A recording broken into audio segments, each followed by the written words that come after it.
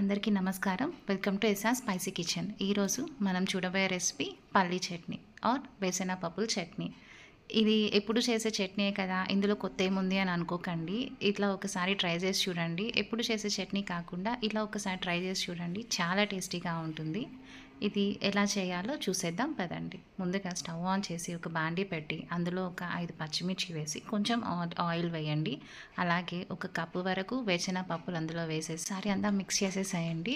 ఇప్పుడు కొంచెం వేగిన తర్వాత కొంచెం చింతపండు తీసుకొని అందులో యాడ్ చేయండి. ఈ కొంచెం చింతపండు కూడా అందులో కలిపి వాడిపోతుందండి.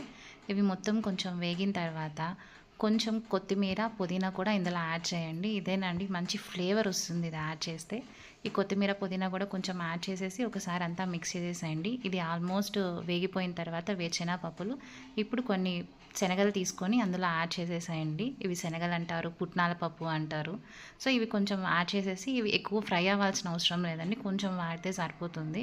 ఇవి ఆల్మోస్ట్ ఆగిపోయిన తర్వాత ఇప్పుడు ఒక ఆనియన్ తీసి ఇలా ముక్కలుగా కట్ చేసుకొని అందులో యాడ్ చేసేసేయండి. యాడ్ చేసి ఒకసారి అంతా మిక్స్ చేసేసాక స్టవ్ ఆఫ్ చేసేసేయండి. చల్లారాక ఒక మిక్సీ జార్లో తీసుకొని కొంచెం ఉప్పు యాడ్ చేసి మొత్తం ఒకసారి పేస్ట్ లాగా మిక్సీ పట్టేసుకోండి.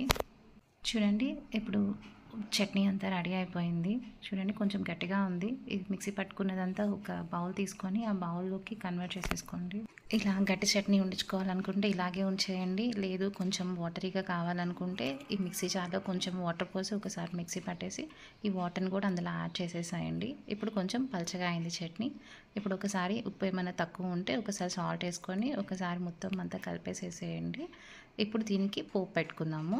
ఒక బాండల్ పెట్టి అందులో కొంచెం ఆయిల్ వేసి 1/2 స్పూన్ ఆవాలు, 1/2 స్పూన్ జీలకర్ర, అలాగే కొంచెం చిటపటమన్నాక ఒక 2 ఎండుమిర్చి అందులో వేయండి. ఒక రెమ్మ కరివేపాకును కూడా దూసి అందులో వేయండి.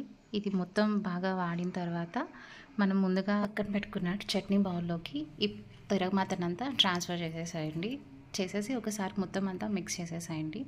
అంతేనండి, ఎంతో రుచిగా ఉండే వేసిన పప్పు చట్నీ రెడీ. ఇది ఇడ్లీ, దోశ, వడ అన్నిట్లోకి చాలా బాగుంటుందండి. తప్పకుండా ట్రై చేసి చూడండి. ఈ వీడియో కనుక మీకు నచ్చినట్లయితే please like, share and subscribe.